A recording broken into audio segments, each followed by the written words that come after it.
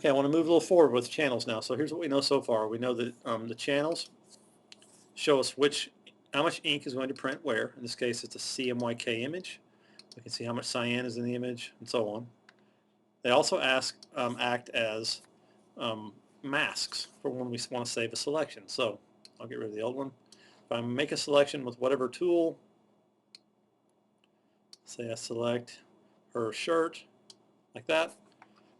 If I go up to select at the top of the screen and choose Save Selection, it saves it as what was called an alpha channel over here in the Channels palette. So whatever I selected is shown to me as white here, and whatever I did not select is shown to me as black. That means it's not accessible. It's masked for me.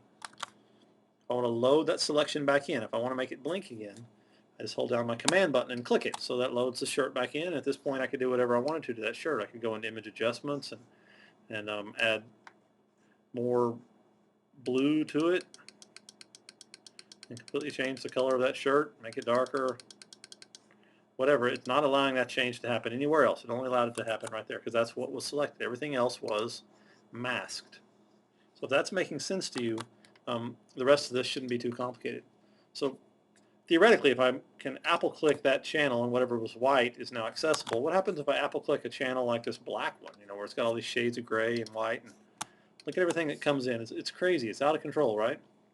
Well, really it's not. If you look at that black channel, whatever is accessible, whatever's been loaded into the selection, fully is what was white on that channel. So I can fully change anything out here that was white. Anything that was completely black or real dark on that channel is not blinking. It's masked from me. So pants and part of the uniform. Now all these shades of gray are like they're screened. There's something in between being accessible and being masked. So I did some command to this. Let's say I just hid the selection. It's still blinking. Let's say I did some, motion blur.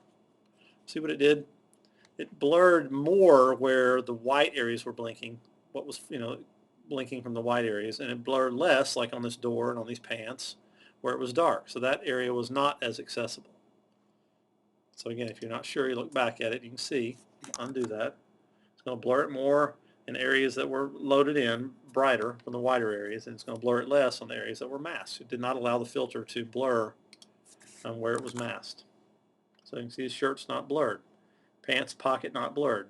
Gun belt, or whatever that is, looks like it did almost originally. Same way with the inside the door. The brighter areas where there was more gray, like in the grass, and look how gray the grass was back there. See that? A lot of that was loaded into the selection. So when we did the effect, that got pretty blurry.